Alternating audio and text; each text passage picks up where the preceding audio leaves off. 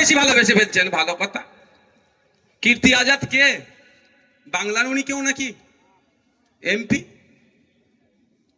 শত্রুঘ্ন সিনহা কে? কোথায় বাড়ি তার? বাংলার কেউ? ইউসুফ পাঠান কে? বাংলার সাথে তার সম্পর্ক কি? কদিন কলকাতা নাইট রাইডার্সে খেলেছিল, তাও টাকা নিয়েছে, খেলেছে, এর বাইরে তো কিছু নয়। ফ্রিতেও খেলেনি কলকাতার হয় ভাই, যে আমরা বাঙালি, আমাদের একটা আইপিএল এ কলকাতার টিম আছে, বাংলার সেন্টিমেন্ট আছে, উনি ফ্রিতে খেলে দিয়েছেন, তাও একটা বলার জায়গা থাকতো। খেলেছে নাকি ফ্রিতে? পেমেন্ট তো ঠিক নিয়ে নিয়েছে, তাকে আপনি এমপি করলেন। সাকেত গোখলে মহারাষ্ট্রে বাড়ি, রাজ্যসভার এমপি করলেন। পশ্চিমবাংলার এত মানুষ আছে, বুদ্ধিজীবী মানুষ আছেন, আপনার দলে অনেক প্রফেসর আছেন, বুদ্ধিজীবী মানুষ আছে, তাদেরকে রাজ্যসভায় পাঠাতে পারলেন না। অহমিয়া অসম থেকে একজনকে নিয়ে এসে রাজ্যসভার এমপি করেছিলেন। এখন ওনার বাংলা প্রীতি বেড়ে উঠছে, কারণ কি বলুন তো? পরিযায়ী শ্রমিকদের উপরে আক্রমণ হচ্ছে, কিছু তো একটা ভুল বুঝাতে হবে এদেরকে, সেজন্য বাংলা ভাষায় এদের ভালোবাসা উতরে উঠছে। প্রশ্ন অনেক থেকে যায়, সময় আমি আর দীর্ঘায়িত করব না। আমি আপনাদের বলবো, চোখ কান খুলে রেখে একটু রাজনীতি করতে হবে। কাকে কান নিয়ে চলে গেল, কাকের দিকে না তাকিয়ে নিজের কানে একটু হাত দিয়ে দেখুন, আজকে আপনার রুজি রুটি কোথায়? এই অপদার্থ সরকার চলছে। 2016 থেকে 2023 চা বাগানের শ্রমিকদের সাথে 18 বার মিটিং এ বসেছে। চা বাগান শ্রমিকদের এখনো ন্যূনতম মজুরি ঠিক করতে পারেনি, আর গল্প শোনাচ্ছে ওই কি সামিরুল, তুমি বাইরে থেকে সব নিয়ে চলে আসো, কাজের ব্যবস্থা হবে। কাজ আছে এখানে? কাজ থাকলেও মূল্যায়ন হয়। যে রাজমিস্ত্রিটা আজকে বাসন্তী থেকে কাজে যাচ্ছে তামিলনাড়ুতে, স্কিল লেবার হিসেবে যদি যায়, সে 1000 টাকারও বেশি সে পার ডে ইনকাম করছে, আর আনস্কিল লেবার হয়ে 700 টাকা 800 টাকা দিনে ইনকাম করছে। আর আমাদের ওয়েস্ট বেঙ্গলে স্কিল লেবারদের সরকার ঘোষিত দিন মজুর কত জানেন? 450 টাকা মতো। কেন তারা ফিরে আসবে, বা কেন তারা গেল? এখানে কাজের মূল্যায়ন হয় না, শ্রমিকের শ্রমের মূল্যায়ন হয় না, শ্রমিকের ঘামের মূল্যায়ন হয় না বলেই তারা এখানে না কাজ পেয়ে কোথায় যাচ্ছে?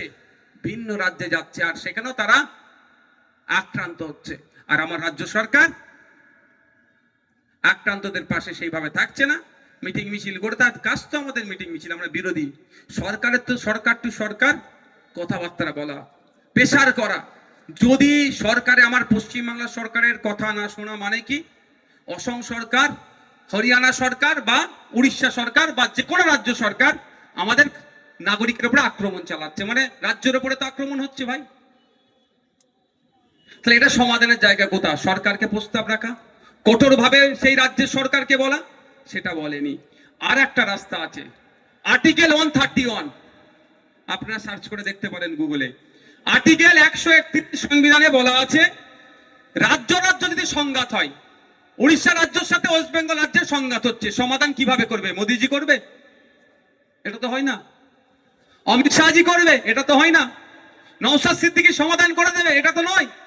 রাজ্য রাজ্য সংঘাত হলে, রাজ্য কেন্দ্র সংঘাত হলে সংবিধানের 131 নম্বর ধারা অনুযায়ী সুপ্রিম কোর্টে যেতে বলা আছে। আমাদের পরিযায়ী শ্রমিক, আমাদের বাংলা ভাষায় কথা বলার জন্য আপনাদের এই অশোকনগরেই শুধু মুসলিম সম্প্রদায় নয়, অন্যান্য ভিন্ন সম্প্রদায়ের মানুষদের উপর আক্রমণ নেমে এসেছে। অশোকনগরের একজন আছেন, তাকে প্রচুর মারধর করেছে শুধু বাংলায় কথা বলেছে বলে। তো এই সমাধান করার জন্য সুপ্রিম কোর্টে যাওয়ার দরকার ছিল। রাজ্য সরকারের পার্টি হয়ে সুপ্রিম কোর্টে গিয়ে মামলা করা, যে বাঙালি শ্রমিকদেরকে ভিন্ন রাজ্যে আক্রান্ত হচ্ছে তার ডেটা দিয়ে মামলা করা। তাহলে আশা করছি সুপ্রিম কোর্টে যারা জাস্টিস আছেন তারা ওই রাজ্যগুলোকে নির্দিষ্ট গাইডলাইন বেঁধে দিতেন এবং পরিযায়ী শ্রমিকরা সুরক্ষিত থাকতো। সেটা কিন্তু এনারা করেননি, শুধু বাংলা বাংলা বাংলা বলে অনেক ভালোবাসার কথা বলছেন। যদিও এখন জয় বাংলাকে এখন নিয়ে অনেক বিতর্ক আছে, আমি বললে নাকি খারাপ হয়ে যাবে, তবে এই শব্দটা এখন রাজনৈতিক স্লোগান হয়ে গেছে ভাই, রাজনৈতিক স্লোগান হয়েছে। ঠিক যেরকম পুরুষোত্তম রাম ঠাকুরের নামে যে জয়ধ্বনিটা ছিল ধর্মীয় স্লোগান, বিজেপি ওদেরটা রাজনৈতিক স্লোগান করেছে। একইভাবে বাংলাদেশের রাজনৈতিক স্লোগান জয় বাংলাকে আমাদের পশ্চিম বাংলার রাজনৈতিক স্লোগানও করতে চাইছে। আমাদের মাথায় রাখতে হবে যে দিনের শেষে আমি পাচ্ছিটা কি। যদি সারাদিন ইনকাম করে, সারাদিন কষ্ট করে মেহনত করে দিনের শেষে আমার ইনকামটা যদি ঠিকঠাক না থাকে, পরের প্রজন্মকে আমি জবাব দেবো কি যদি এখন আমি সোচ্চার হই। তাই আমরা ইন্ডিয়ান সেকুলার ফ্রন্ট, আমরা কৃষক সহ যারা ইনফরমাল সেক্টরে কাজ করছেন তাদের ন্যূনতম মাসিক গড় আয় 24,000 যাতে হয় তার দাবি করছি। আমি শেষে একটা বিষয় বলে বিদায় নেব, কৃষকের বিষয়।